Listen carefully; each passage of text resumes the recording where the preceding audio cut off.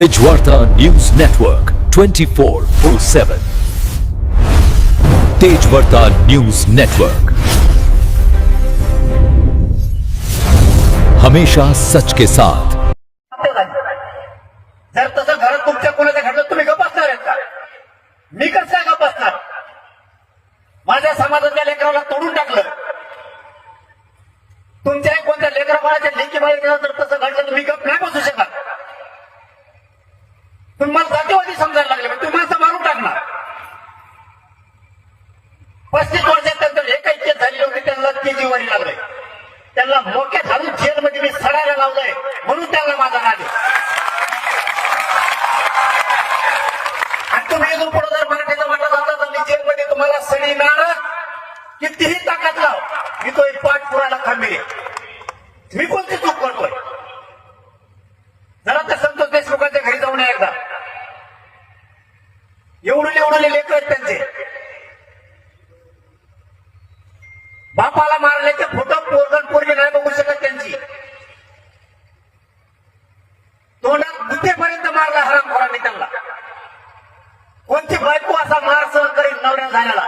कोणतं पोरगण पोरगी करील? सगळं रक्त अंगावरती सांगळलं त्या संतोष देशमुखांच्या. तरी आम्ही बोलायचं नाही.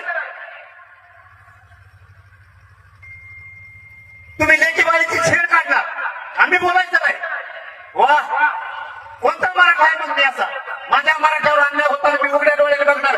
मी मराठीच्या पोटचा असू शकत नाही. तुम्ही त्याचे तुकडे तुकडे करणार. त्या संतोष देशमुखांचे लेकरं दिवाळीच्या दिवशी सगळा महाराष्ट्र फटाकडे वाजवतोय. सगळ्याच्या घरात गोड जेवण आहे. ते लेकरं नाही जेवू शकत. लेकरांना जर आईला विचारलं ना, आई आपले बाबा कुठे आहेत, आई नाही सांगू शकत बाबा कुठे आहे. आपल्याला फटाकडे कोणी आणणार आहे का नाही वाजायला?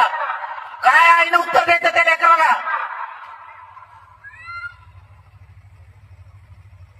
ते पोरगा पोरगी आणि त्यांची बायको एका कोपऱ्यात बसती, जनावरांसारखं ढसा ढसा वाटती. हे हरामखोराला लाजा वाटल्या पाहिजेत. आणि आम्ही खून प्रकार उचललं, तुम्ही आम्हाला झाटवादी म्हणता.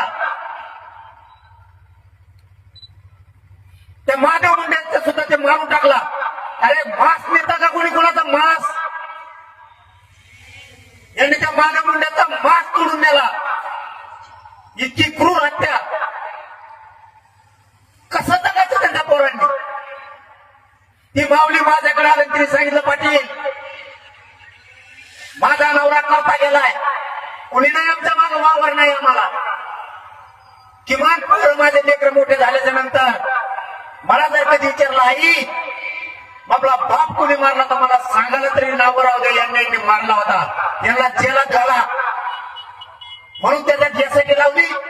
आणि आता 6 आरोपीची त्याचे नाटक टेस्ट झाली. मराठी जर उतरले नसते तर माझ्या मुंडेला कधीच नाही मिळाला असता. काय चुकीचं केलं मी? तुम्ही लोकांचे घरं बंद केणार, तुम्ही प्लॉट बंद केणार, जमिनी बंद केणार. मी बोलायचं नाही का? त्या बुलढाण्यात आपल्या पुरीला मारलं गेलं, तुमच्या पुरीला मारलं, तुम्ही गप्प असता का? मी त्या लेकीच्या बाजूला बोलायचं नाही. मी जातीवादी. तुम्ही आमच्या अधिकाऱ्यांना त्रास देणार खंडणीसाठी, पैशासाठी, वर्गणीसाठी. मी गप्प ऐकून घ्यायचं. तुम्ही आमच्या उद्योगाला, व्यवसाय व्यापाऱ्यांना तुम्ही खंडने मागायचं, त्याच्या मदतीला जायचं नाही. मी तुम्ही आमच्या अधिकाऱ्यांना विनाकारण खोट्या केसेत कुठून त्याला निलंबित करायचं. मी त्याच्या बाजूने बोलायचं नाही. आमच्या आई बापाने याच्यासाठी जन्म दिला आम्हाला, तुमचा अन्याय सहन करायचा फक्त आम्ही. वा, माझ्याकडून नाही होणार. कोणी मराठ्याच्या अंगावर येऊ दे, तो जी खोडच मोडी नाही मी तेव्हा गप्प असतो. हे नाही चालणार. आता खूप सहन केलं बस.